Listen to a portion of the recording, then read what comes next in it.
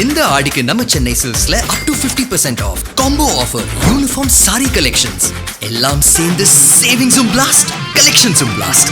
நம்ம தி சென்னை சில்க்ஸ். தமிழ்நாட்டுல எல்லாமே சேஞ்ச் ஆயிடுச்சு. உங்க நகையையும் சேஞ்ச் பண்ணுங்க. உங்க பழைய நகைக்கு கிராமுக்கு 150 ரூபாய் கூடுதலா வாங்கி புது நகை எடுத்துக்கோங்க. அதே கம்மி சேதாரம் தான் உங்க லலிதால மட்டும்தான். மாண்புமிகு பேரவைத் தலைவர்களே, நீட் தேர்வு எழுதாமல் என்னை இந்த சமூகத்தில் ஒரு மருத்துவராக்கி அழகு பார்த்த முன்னாள் முதலமைச்சர் முத்தமிழறிஞர் டாக்டர் கலைஞருக்கும் திசை நோக்கி வணங்குகிறேன்.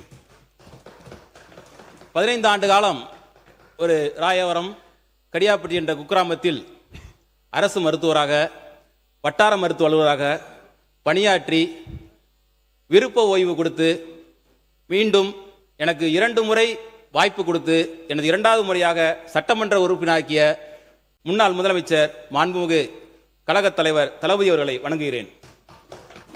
எனக்கு இந்த சமயத்தில் இந்த தனி தீர்மானத்தில் வாய்ப்பளித்து பேசுவதற்கு உறுதுணையாக இருந்த மாண்புமிகு எதிர்க்கட்சி தலைவர் அவர்களையும் எங்களது வழிகாட்டி அவர்களை வணங்கி எனது உரையை துவங்குகின்றேன். எனவே இந்த சட்டமன்றத்திற்கு 2வது முறையாக அனுப்பிய புதுக்கோட்டை சட்டமன்ற வாக்காளர் பெருமக்களுக்கும் கழக நிர்வாகிகளுக்கும் இவ்வவையில் விட்டிருக்கும் சட்டமன்ற உறுப்பினர் அனைவருக்கும் எனது வணக்கத்தை தெரிவித்துக் கொள்கின்றேன். மாண்புமிகு பேரவைத் தலைவர்களே, நீட் தேர்வினை, நீட் விலக்கினை வலியுறுத்தி இந்த அரசு கொண்டு வருகின்ற தீர்மானத்தை எங்களுடைய கழகத் தலைவர் அவர்கள் மற்றும் சட்டமன்ற எதிர்க்கட்சி தலைவர் அண்ணன் உதயநிதி ஸ்டாலின் ஆகியோரின் வழிகாட்டுதலின்படி நாங்கள் இதனை ஆதரிக்கின்றோம். இந்த சமயத்தில் நீட் விலக்கிற்காக முத்தமிழறிஞர் கலைஞர் அவர்களும் திராவிட முன்னேற்ற கழகமும் திராவிட மாடல நாயகர் எங்கள் தலைவர் அவர்களும் எங்களுடைய இளந்தலைவர் அவர்களும் எடுத்த பல்வேறு முயற்சிகளை இந்த அவையில் நான் சுருக்கமாக பதிவு செய்ய விரும்புகின்றேன். திராவிட முன்னேற்ற கழகத்தை பொறுத்தவரை உயர்கல்விக்கு நீட் உட்பட எந்த நுழைவுத் தேர்வுமே இருக்கக்கூடாது என்பதுதான் எங்களுடைய நிலைப்பாடு. 2006 நீட் தேர்வு வேணும் அப்படிங்கிற ஒரு நிலை வந்தப்ப அதை கடுமையாக எதிர்த்தவர் முத்தமிழறிஞர் கலைஞர் அவர்கள். இன்னும் பெருமையோடு சொல்லணும்னா, நீட் தேர்வே இந்தியாவில் முதலை எதிர்த்தது முத்தமிழறிஞர் கலைஞர் அவர்கள். நீட் தேர்வு வந்தா ஏழை எளிய ஒடுக்கப்பட்ட பிற்படுத்தப்பட்ட மாணவர்களுக்கு மருத்துவ கனவு சிதைஞ்சு போய்விடும், அதனால நீட் கூடவே கூடாதுன்னு கலைஞர் அவர்கள் உறுதியா இருந்தாங்க. அதனால தான் 2006 முதல் 2011 வரையிலான ஆட்சி காலத்தில் நீட் வரவே இல்லை. இன்னும் சொல்ல போனா, முன்னாள் முதலமைச்சர் அம்மையார் ஜெயலலிதா உயிரோடு இருந்தப்போ வரைக்கும் நீட் தேர்வு தமிழ்நாட்டுக்குள்ள வரவே முடியல. 2017 தான் இந்த நீட் தேர்வு தமிழ்நாட்டுக்குள்ள வந்தது. அப்போவே அந்த தேர்வை கடுமையாக எதிர்த்தவர் எங்களுடைய கழகத்தவர் அவர்கள். நீட் தேர்வு வந்த காரணத்தினால 12ஆம் வகுப்பு தேர்வுல 1200க்கு 1176 மார்க் எடுத்தும் அரியலூரை சேர்ந்த தங்கை அனிதாவால நீட் தேர்வுல வெற்றி பெற முடியாம போச்சு. அதனால அவரால் MBBS படிக்க முடியாம போச்சு. அரியலூர் மாவட்டத்தில் குழுமூர் அப்படிங்கிற ஒரு சின்ன கிராமத்தில் பிறந்த அனிதா உச்சநீதிமன்றம் வரை போய் நீட்டுக்காண்டி போராடினாங்க. ஆனா வெற்றி பெற முடியல. அந்த சோகத்துல அனிதா தன்னுடைய உயிரையே மாற்றிக்கிட்டாங்க. தங்கை அனிதாவோட தற்கொலை தான் இந்தியாவிலேயே நீட்டுக்கான முதல் பலி. அதைத் தொடர்ந்து தமிழ்நாட்டில் இன்னைக்கு 26க்கும் அதிகமான மாணவ மாணவிகள் நீட்டால் மரணம் அடைஞ்சிருக்காங்க. அதனாலதான் நீட்டை ஒழிச்சே ஆகணும் அப்படிங்கிற திமுகவோட உறுதியா இருக்காங்க. இன்னைக்கு இந்தியா முழுக்க நீட் தேர்வுல குளறுபடி நடக்குதுன்னு போராடிக்கிட்டு இருக்காங்க.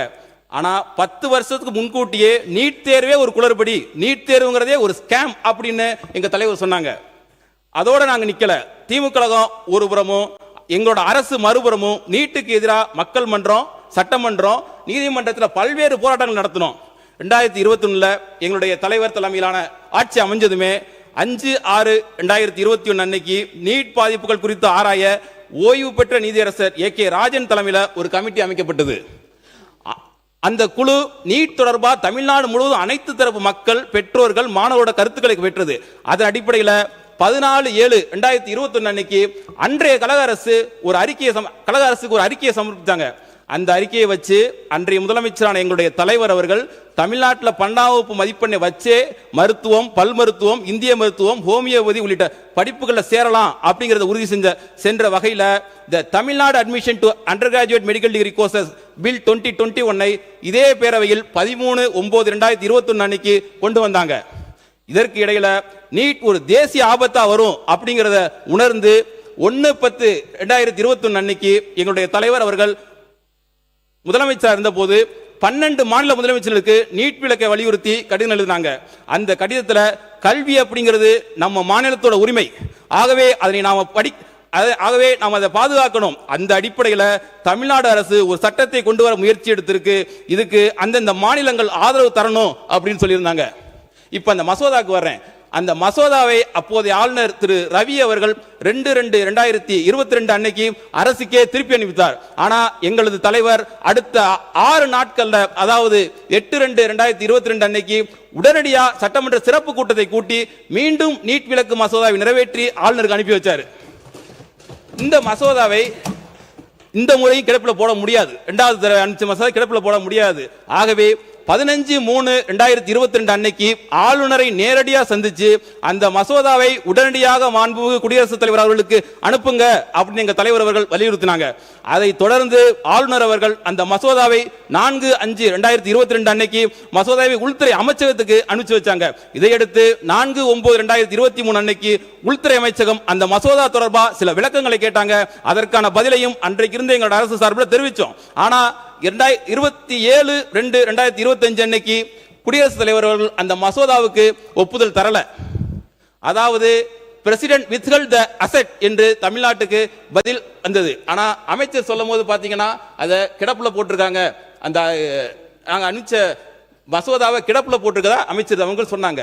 உடனே அன்றைய முதலமைச்சரான எங்களுடைய தலைவர் அவர்கள் 9/4/2025 அன்று அரசு சார்பில் ஒரு அனைத்து கட்சி கூட்டத்தை கூட்டினார்கள்.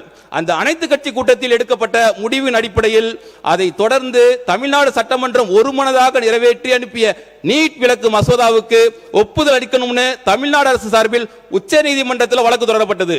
அந்த வழக்கு இப்போதும் இருக்கு.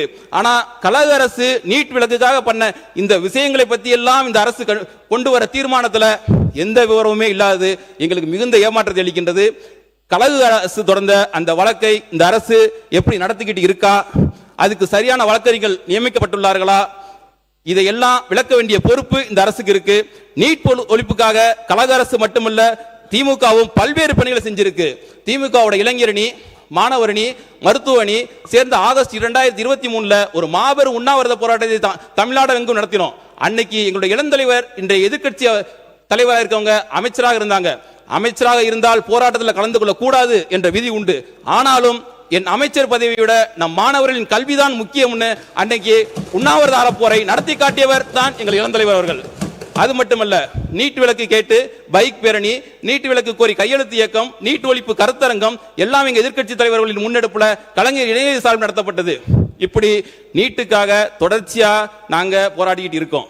ஆனா ஆட்சிக்கு வர்றதுக்கு முன்னாடியே பேசின நம்முடைய மாண்புமிகு சிஎம் சார் அவர்கள் நீட் மட்டும்தான் உலகமா, வேற படிப்பே இல்லையான்னு கேட்டாரு. அதையே நம்முடைய மருத்துவத்துறை அமைச்சர் அவர்களும் சமீபத்தில் ரிப்பீட் பண்ணாரு. அது கூட பரவாயில்லை, மின்சார பேசி முடிக்கிட்டோம் சுருக்கமா பேசிடுங்க. நீங்க சுருக்கமா முக்கியமான பிரச்சனைங்க, அது அதனால தான் சொல்றேன். ஓகே, அதையே நம்முடைய மருத்துவத்துறை அமைச்சர்களும் சமீபத்தில் ரிப்பீட் பண்ணாங்க.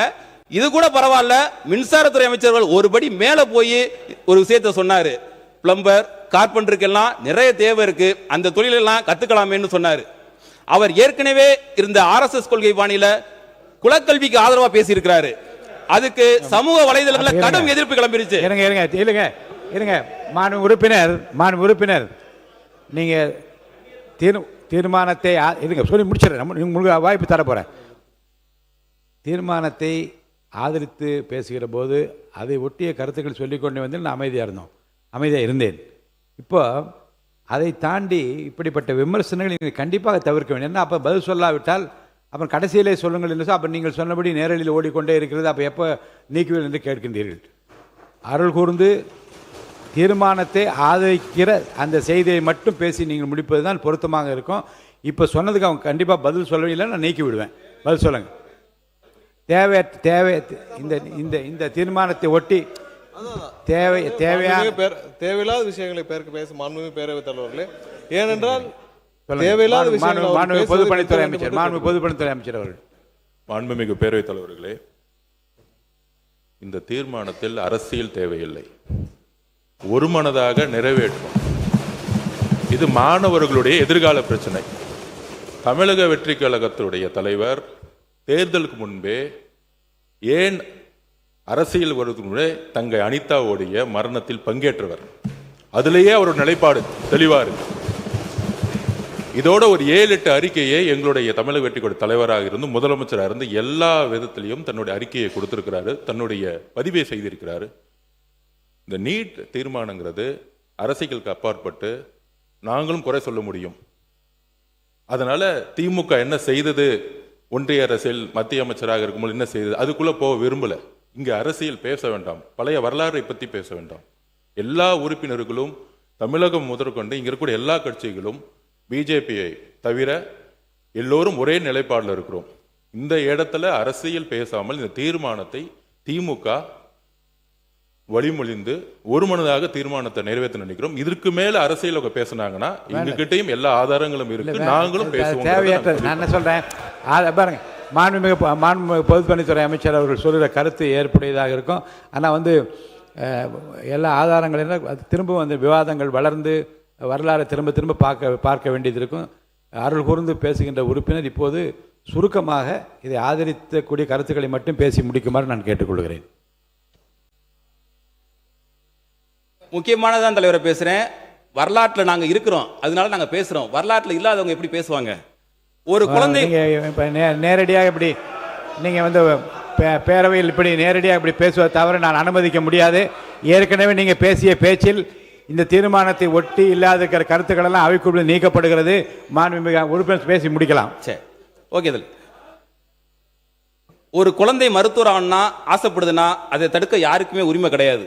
ஆகவே முதலமைச்சரும் அமைச்சர்களும் மாணவர்களை பார்த்து நீர் தேடிச்செறிய முடியலன்னா விட்டுருங்க, வேற படிப்பை படிங்க அப்படிங்கிற தோணியில பேசாம மருத்துவர் ஆனா கனவு காண்கிற மாணவரோட எண்ணத்தை சிதைக்கிற மாதிரி ஆயிடுது. ஆகவே அது மட்டுமல்ல, நீட் குளறுபடிகளை, நீட் வினாத்தாள் லீக் ஆனதை எதிர்த்து டெல்லியில காக்ரோச் ஜனதா பார்ட்டி மிகப்பெரிய போராட்டத்தை நடத்தினாங்க. அந்த போராட்டம் நாடு முழுவதும் பரவுச்சு. உண்ணாவிரதம் இருந்த சமூக ஆர்வலர் திரு சோனம் வாங்சுக் அவர்களை எங்களுடைய துணை பொதுச் செயலாளர் திரு ராசா அவர்கள் போய் ஆதரவு தந்தாங்க. சிஜேபி போராட்டத்துக்கு எங்களுடைய நாடாளுமன்ற குழு தலைவர் திருமிகு கனிமொழி கருணாநிதி அவர்கள் நேரில் போய் ஆதரவு தந்தாங்க. ஆனா ஏன் தாவேகா சார்பில் ஒருத்தர் கூட போகவே இல்லை? நக்கீரன் டிவிக்கு சப்ஸ்கிரைப் செய்யுங்கள். உங்கள் ஆதரவே எங்கள் பலம். ஆசிரியர்களுக்கு நண்பனாகவும் மாணவர்களுக்கு ஆசானாகவும் திகழும் தேர்வு வழிகாட்டி. ஒவ்வொரு பாடத்திற்கும் அனுபவமிக்க ஆசிரியர்களின் துல்லியமான தெளிவான விடைகள். CNC இருக்கு, தேர்வு பயம் எதற்கு? இது தீரன் பப்ளிஷிங் ஹவுஸ் விற்பனை வெளியீடு.